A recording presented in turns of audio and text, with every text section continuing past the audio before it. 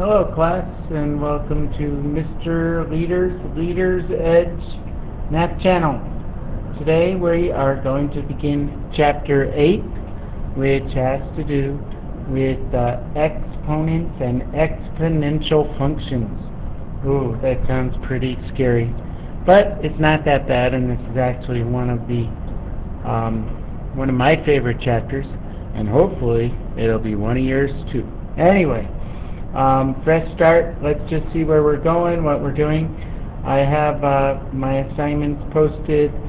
It's just going to be accurate through the first couple days, but today this is what we're doing.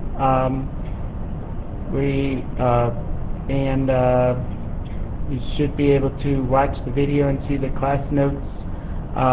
Negative exponents worksheet is going to be due for homework, and also we're going to work. Maybe we'll do that negative exponents worksheet in class, and you could click on that and see what it looks like. That's pretty easy. You can do it with your substitute today. And then getting out of there, whoops, and we will be working out of the book though on for homework on this assignment, page 397, 1 through 45, every other odd. Math box 19, if you didn't turn it in, whoops, there's the bell. If you didn't turn it in yesterday, it would be due today, and we should be giving you should have gotten that back and start working on math box number 20 for next week, okay? And if you don't have it, you can get it off my math box page right over there where it says math boxes. Okay, so if you click on there, you go to math box 19 and 20, it should bring those up. There's number 19 due today, there's number 20. Alright, so going back, today we're going to learn about negative exponents, okay, and some rules about exponents. Some of these things you may know already from previous classes, but then again you may not. So the first rule we're going to learn about is zero exponents. So today we're just learning about zero, and negative exponents. Kind of hard to write when I'm sitting down, but I'm trying. Why stand up when you don't have to? Okay? So zero and negative exponents. That is today's topic, and this is section 8-1. All right. So the first rule: anything raised to the zero is always equal to 1, except for 0. So if you have like 5 to the 0, that is equal to 1. If you have 2 to the 0, that is also equal to 1. If you have pi raised to the 0 power, that is always that's also equal to 1. If you don't remember this thing here, that is called the exponent, and this thing here is called the base. Even if you have a number like a negative 5 raised to the 0, that is kind of 1, but not really, because really what this means, if the negative sign is outside, that's saying do this. So this would actually be negative 1. So because first you do the exponent, and then you would multiply that through by negative 1. Why is that true? Well, you may remember that. Let's start with like 2. Now let's start with 3 instead. So 3 to the first power means 3 times itself 1 time, and that's equal to 3. 3 to the second power, that is equal to, I wrote 2 to the second power, didn't I? that is equal to 9. 3 to the third power, that's equal to 3 times 3 times 3, which is 27. And 3 to the fourth power equals 3 times 3 times 3 times 3 is 81. Now if I went backwards, okay, so what I'm really doing here is I'm multiplying each time by 3, and these numbers are going up by 1. So in order for the math to make sense, right, you would have to say that 3 to the 0 would, so to go from here to here in this direction, right, I'd have to divide everything by 3. So if I divide 3 by 3, I get 1, okay? And so, I don't get 0. You might think that 3 to the 0 is 0, but it's not. It's always equal to 1 because it makes the math work, okay? And now, that kind of leads us to the next thing. So, well, let me just, a little aside here. 0 to the 0, that is undefined. It's not equal to 1, okay? But if you have 0 to the 1, that means 0 times itself, or 0 times itself one time, which is 0. Or 0 to the 2, which means 0 times 0, which is also 0. Okay, but 0 to the 0 doesn't really mean anything, so we just call that undefined. But that's just a little side issue that you shouldn't really have to worry about too much. Now what if I took this stuff and pattern and I started to go backwards? So say I started with 3 to the second, and that's equal to 9, and 3 to the first, that we decided was 3, and 3 to the 0, we decided that that is 1. So say these numbers continue to go down, for instance, to 3 to the negative 1, okay? Well, it's not going to be negative 3 or negative 1. You might think it's something like that, but it's not. It's each time, to follow this pattern, I'm dividing each time by 3. And so this would be 1 divided by 3, or 1/3. And if I continue this pattern, okay, this would be 1 divided by 3, divided by 3 again, which is the same as multiplying that by 1/3, which is 1/9. Okay, so notice the pattern. Even though I have a negative exponent, my number doesn't become negative, it just becomes smaller. And another way to think about that is that this is 1 over 3 to the first power. Right, that's a 1. Let me fix that. And this is equal to, and then fix it very well, 3 to the 1 power. And this is equal to 1 over 3 to the 2 power. So following along with that pattern, okay, 3 to the negative 4 would be equal to 1 over 3 to the positive 4 power, which is also equal to 1 over 3 times 3 times 3 times 3 times 3, which is 1/81st. So to write very small numbers, we write them to negative power. Okay? So now let's do some math. All right? Some examples. Oh, we were doing math? Oh well. Okay. So they say in your homework you'll see stuff. Let's change colors. What color do you want? How about blue? I like blue. Okay. So here we go. 2 to the negative 4th power. And they say simplify. Simplify. So the way I do that is I rewrite this as 1 over 2 to the positive 4 power, which means 1 over 2, not 2 times 4, but 2 times 2 times 2 times 2 times 2, which you know is 2 times 2 is 4, times 2 again is 8, times 2 again is 1 over 16. So 2 to the negative 4th is not equal to negative 8, it's equal to 1 over 16. Now, again, you have to be careful. If you see this, negative 2 raised to the negative 3rd, for example, okay? Yeah, that's not a very, yeah, that's a good example. That means this.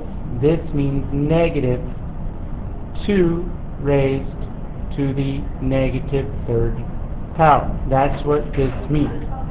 Okay? So, hold on a second. Okay, getting back, so this means this. This would be equal to negative 1 over 2 to the positive 3 power, which would be negative 1/8. Okay? So that's a little bit tricky. If it's an odd exponent, it doesn't matter much because it's going to be negative anyway. But if you see something like 5 raised to the negative 5 raised to the negative 2 power, that's equal to negative, okay, 5 raised to the negative 2 power. Okay? Whoops, over here I should actually put that negative 3 inside the parentheses like that. Okay, so this means equal to negative 1 over 5 to the second power, which is negative 1/25. And you would think since it does not mean this. This is something different. Negative 5, okay, like this, raised to the negative 2 power means, that does mean 1 over negative 5 to the positive 2 power. So that one would be 1 over positive 25, like that. So if it's just out, this negative sign is hanging out here by itself, without any parentheses or anything, you have to use the negative sign afterwards. Okay? Okay, so here's a quickie for you. What is negative 2.15 raised to the 0? Well, you raise 2.15 to 0, and then you make it negative. So anything to raise to 0 is 1, and then you make it negative. So that answer would be negative 1. Okay? All right. So using some of these rules, now we get into expressions that involve variables. Yeah, you heard it here. Variables. So let's change colors because we're doing something different. I like a nice forest green for this. Good. And so say you see a problem like this where they say simplify, and they give you 2x y to the negative 3. And they don't want a numerical answer. They just want an expression. Well, simplify means usually write it without any negative exponents in the answer. And so all you have to do for this is 2x, since y to the negative 3 is equal to 1 over y to the positive 3, that's, I can just put the y downstairs and make it positive. So that's all you would have to do for something like that. Alright? Now, here's another one. Simplify. And usually, again, simplify means writing without any negative exponents. So if I had one like this, 1 over x to the negative 3. Well, it's got a negative exponent down in the bottom. What do I do with that? Well, remember that anything with a negative exponent can be written with the positive exponent down in the bottom. I'm going to say, oh no, it's a double fraction, I don't know what to do with that. That, if you remember, to simplify a double fraction like that, you flip and multiply. So that is equal to 1 times this thing flipped over, which is x to the 3 over 1, which is just x to the 3. So a simpler way to do this, rather than dividing double fractions like that, which gets you confused, if the exponent is negative and it's downstairs, bring it upstairs and make it positive. If the exponent is negative upstairs, then bring it downstairs and make it positive. For instance, say I have something like this and they say simplify. In other words, write without any negative exponents, and they say 3 to the 0 m to the negative fifth over n to the negative 3p. And you go, oh my goodness, what do I do with that? That looks impossible. Okay? All you have to remember is anything raised to the 0 power is 1. And if it's downstairs and it's got a negative exponent, bring it upstairs and make it positive. If it's negative and it's upstairs, bring it downstairs and make it positive. And just leave anything that's by itself, like this p, that's positive, leave it where it is. And you don't really have to write that 1 there, so you could just write this in simplest terms as n cubed over m to the 5th p. And that would be how you simplify something like that. I have to see where I am right now. 16 minutes. I'm going to do one more example, and then we're going to be done. Okay? So say, for example, that I have, let's get a new page, new color, getting very creative here. How about bright red? Ooh, I like it. Okay, that's okay. Alright, so say I wanted to do, it's not red, there we go, red, 3m squared t to the negative 2. And what they say with this one, and you'll see this in your homework, they say evaluate for n equals negative 2 and t, whoops, I messed up, for, I'm looking at a different problem, for m equals 2 and t equals negative 3. Okay? So evaluate, if you remember from previous stuff, means you plug in. Okay? So this might be a formula for something like acceleration or gravity or something, and you need to plug in these numbers. Okay? Not acceleration, I don't know what it's a formula for, but you need to plug in. Okay? So all I do is I take 2 and I put it in there for m, and I take negative 3 and I put it in there for t. Okay? And now what I have in green is 3 times 2 times, and this is where you got to be careful. It's negative 3, the whole thing. You put that in parentheses, raised to the negative 2 power. So you have to put that number in parentheses, like you're plugging into a machine, okay? So then you have to, what I would do is bring this, what you should do is bring this negative 3 squared downstairs, okay? So it's going to be negative 3 in parentheses squared, because you're plugging in for t, so you put the whole thing in parentheses. And that becomes 3 times 2, which is 6, and negative 3 squared, which is 9, and then you reduce that fraction to 2/3, and then you are done. Okay? And I think that is all we're going to do. So now you can work on the negative exponent worksheet that your substitute will provide you with. And then for homework, that's an in-class assignment. So we're going to try to get that done in class. And then your homework is going to be page 397. And this is on my web page too, 397, 1 through 45. Every, what was it? Every third problem or every other odd? I can't remember. So I'm going to go back. Index, algebra assignments, chapter 8 we're in, every other odd. Okay, that's pretty easy. So if I go back, so where did it go? Where did it go? It went here.